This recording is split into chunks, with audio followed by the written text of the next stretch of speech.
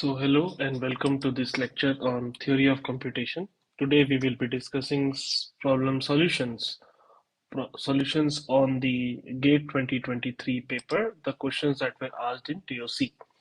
So before we start, first let's quickly look at the mark distribution, how many questions were asked. So in total there were 6 questions asked from TOC, 3 1-mark questions and 3 2-mark questions, in total making it 9 marks. So let's start with the first question.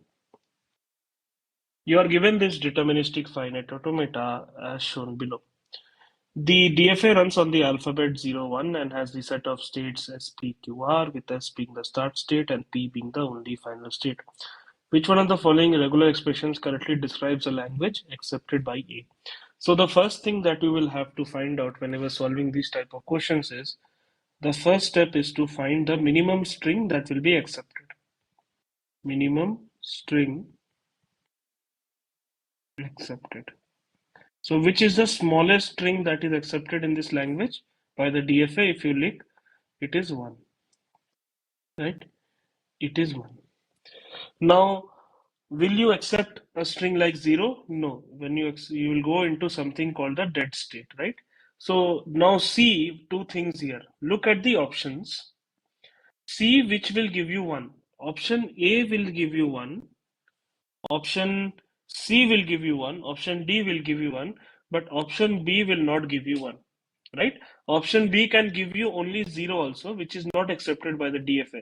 So from the minimal string only, we found out that option B won't be the answer. Okay, fine. So option B is not the answer. We only got to know from that. Okay. Now see some other string as well. So here what I can see is, let's look at option A. So option A generates a 1, right? Now if I want to generate 1 0 0 maybe, right? 1 0 0. Can I do that using option A? No. Why?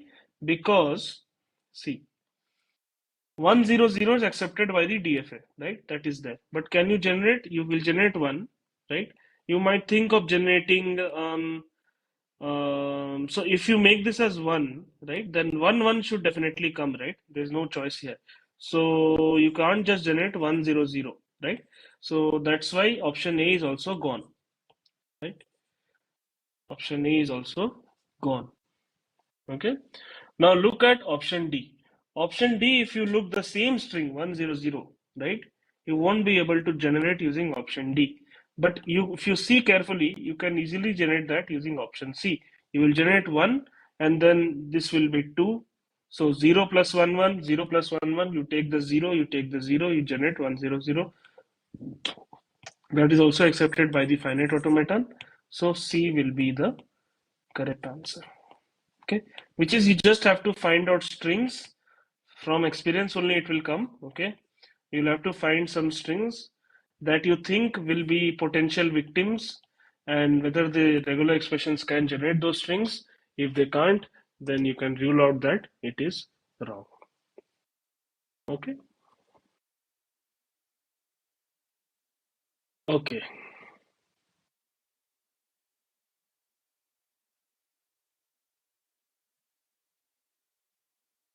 Okay, fine. So let's move on to the next question.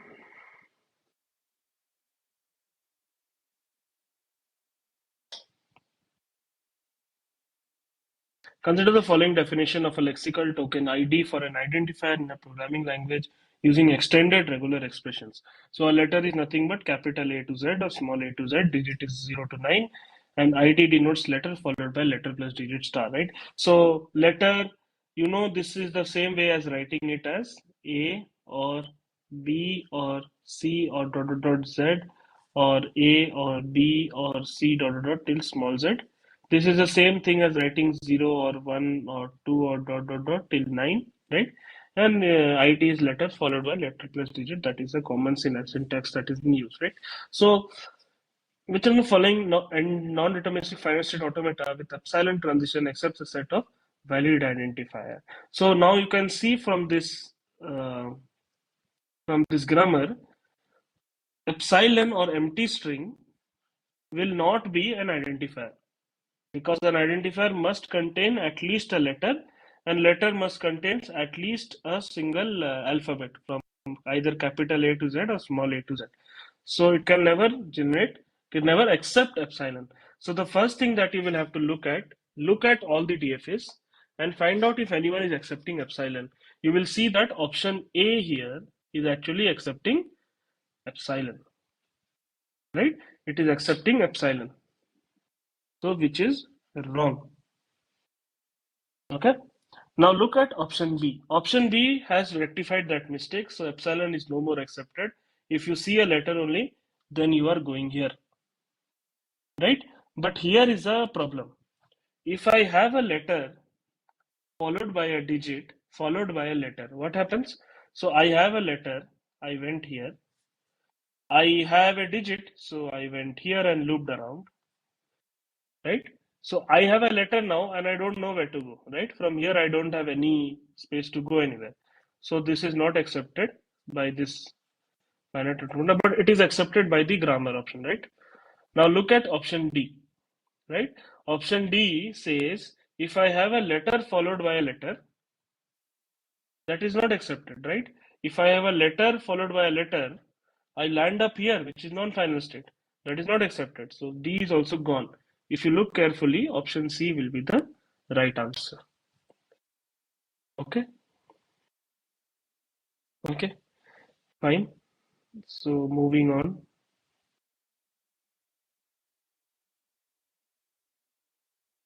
Which of the following statements is or are correct? The intersection of two regular languages is regular. The intersection of two context-free languages is context free. The intersection of two recursive language is recursive, and the intersection of two recursively enumerable languages is recursively enumerable languages. Which of the following statements is correct? So this is a direct application of the closure properties of the languages, and that table, as I suggested, you have to learn it by heart, or else it will be difficult in the exam, right? So better to learn it by heart, and these questions will come out in very easily, right? So option D is actually correct. So the intersection of two recursively enumerable languages, right, is recursively enumerable, right? And also recursive languages are also closed under intersection, which means if you take the intersection of two recursive languages, that is also recursive, right? The intersection of two context-free languages is actually not closed under intersection. The intersection of two regular languages is regular, but the intersection of two context-free languages is context-free is not true. Why? See, um, I'll give you an example. Okay, let's take a simple example of context-free language. L1 is AN, BN, CM, M comma N is greater than or equal to 0, and L2 is AN, BM, CM, M comma N is greater than 0. Right? These two languages are context free, right? But if you take L1 intersection L2, which is AN, BN, CN, such that N is greater than 0, this is not CFL, not context free, right? This is not context free. Okay. So that is the answer. CFL is not closed under intersections. All others are closed under intersection, and that's why option A, C, D are correct, while option B is false. This was MSQ question, so you will have to mark more than one option. Okay.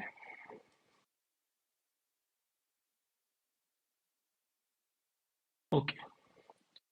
The next question is, consider the context-free grammar G given below. S derives A as P or X derives AX or XP or A or B, where S and X are non-terminals and A and B are terminal symbols. The starting non-terminal is S. Which of the following statements is correct? The language generated by G is A plus B star. The language generated by G is A star, A plus B, B star. The language generated by G is A star, B star, A plus B. The language generated by G is not a regular language. So the first thing that you will have to understand is, um, look at the smallest string that is generated by the grammar, right? If you look at the smallest string that is generated by the grammar, S can generate X, and X can give me either A or B, right? That will be my smallest string. Either it's a single A or it's a single B, right? Now look at the options. If you look at option A is generating epsilon. Okay? So option A is not correct. Look at option C or B or C. C and B are still okay, right? Option D is not true. It cannot be possible. Okay. Okay. Let's relook at option D a little bit later. So language generated by G and C both qualify under the fact that they can generate either a single A or a single B. There is no issue with it, right? So, but if you analyze this very carefully, right? If you analyze this um, mm, this very carefully, then the answer would be option B. Why so? C. By looking at the grammar only, I'm saying the answer. Okay. So the grammar was S derives, what was it? A as B or X. Okay. And X derives AX, BX, or A or B. Right? Right. So what I can do is just focus on X. Right? If you just focus on X here, either X is generating any number of A's, right? Followed by either an A or a B. So any number of A's means you are just looping on X derives AX, then that X will derive AX, AX, AX, and so on. Then at the end, you are stopping the recursion by using either an A or a B, or X could generate Bn followed by A plus B. So you can loop on the second one, X derives BX, and so on, right? And then you can loop around and generate any number of A's and B's in that way as well, right? So that is the two ways you can generate only X's. Now, if you look at S, right, focus on the first part only, A, S, B. For every A, you generate a B. For every A, you generate a B. So this is nothing but you are generating any number of A's followed by the same number of B's. So equal number of A's and B's, right? Equal number of A's and B's. Okay. Okay. And then if you see, if I just substitute whatever is generated by X over here, right? Then what I can see is S is either generating A and Bn, right? It's only generating A and Bn, or or what it is doing is, so sorry. See, it is generating An, which is the first part, but S I am stopping the recursion by using an X. So the X is either generating AM, A plus B, then it is generating the Bn part. So this is the connect, or it is generating An, A plus B, Bm, B to the power n, right? So either it is generating this part or it is generating this part, right? So you can simplify this and write this as any number of A's followed by A plus B followed by any number of B's. If you simplify this to one, you can write it like this. So that is why option B will be the right answer. Okay.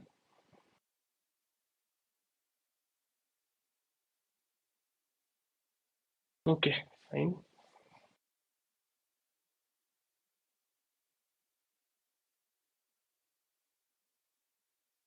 Okay, moving on to the next question. Consider the pushdown automata P given below, which runs on the input alphabet A, comma B, hashtag alphabet tau, comma A, and has three states S, P, Q, with S being the start state. Okay. A transition from state U to state V labeled C, where C is the start symbol, gamma is sign, represents fact that in state U, the PDA can read C from the input with X on top of the stack, pop X on the stack, push in the string for gamma on the stack, and go to state V. In the initial configuration, the stack has only the symbol tau in it. The PDA accepts the empty stack. PDA accepts by an empty stack. Okay. First thing, always see the minimal string. Minimal string is empty. Right? Minimal string is empty. So is the finite automata accepting empty string? If I have empty as an output, right, and initially the top of the stack contains tau, right?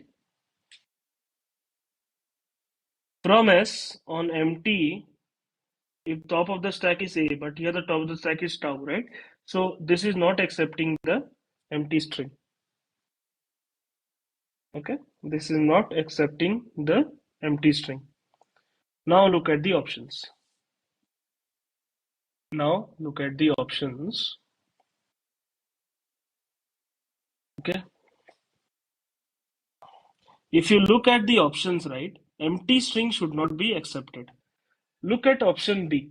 Option B, N and M both can be equal and both can be 0. So this is generating epsilon. Look at option C. M is greater than or equal to 0. So I can take M as 0. N is greater than or equal to 0. I can take N as 0. This is epsilon. This is option C. Option D, I can take here epsilon. Option A, I can take here epsilon. So all these three are not accepted. So see, without even solving, you got the answer. Here also, we can see that the option A says the empty string won't be generated here. So see, other options got eliminated. That's why only one remain, and that will be the answer in this case. But if you, let's say, have to 50-50 scenario, then you have to go ahead and take some example strings to rule out what is the correct answer, correct output, what is the correct behavior of the push down automata. Okay, fine. The last question for that was asked for TOC.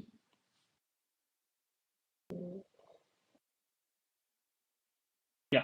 Consider the language L over the alphabet 0, 1 given below. L is W belongs to 0, 1 star.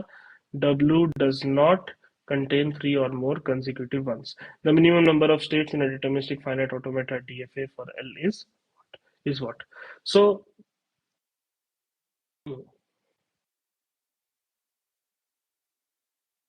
uh, so here what you have to do is you have to construct a DFA.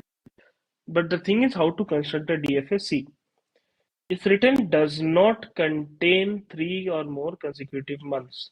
So this rings your bells and should always think now that I have to think about complements. So first thing is you have to draw the DFA, right? Draw the DFA for strings that contain three or more consecutive ones. Then I can replace the starting state with final state with non-final state, non-final state with final state, and that will be the complement of the DFA. I can look at the number of states and tell you the answer. So what is a DFA for strings where it contains three or more consecutive ones? So see, over here what you can do is, this is Q0, right? You looked at a one, you went to Q1. You looked at another one, you went to Q2. And now you look at another one, you went to the final state QF. Now over here in QF, no matter how many zeros or ones you see further, right? No matter how many zeros or ones you see further, you saw three consecutive ones, so you should be okay. If you see a one at Q2, it's fine, you loop around. Right? Oh, sorry, you are going there. Sorry. So if you see a 0, then you come back because you are searching for the next set of 3 consecutive ones. Over here in Q1, if you see a 0, you again come back. You have to search for the set of ones, right? And this will be my DFA. And over here, if I see number of zeros, I loop around. So the complement would be you just have to replace the final state with the non-final state and non-final state with the final state. Okay, but the number of states remain the same. So what is the number of states here? Number of states is 4. So the minimum number of states is 4. Okay, fine. So that's all I wanted to talk about in this lecture. We quickly discussed on all the different questions that were asked in the GATE exam for TOC, right? Hope it was clear. And if you guys still have any questions, feel free to comment down below. Okay, if you have any doubts and all. And please like and share, subscribe to this channel for more such videos. And I hope you enjoyed the lecture today. Thank you for watching. See you guys in the next lecture, and also all the best for the GATE exam. Thank you for joining.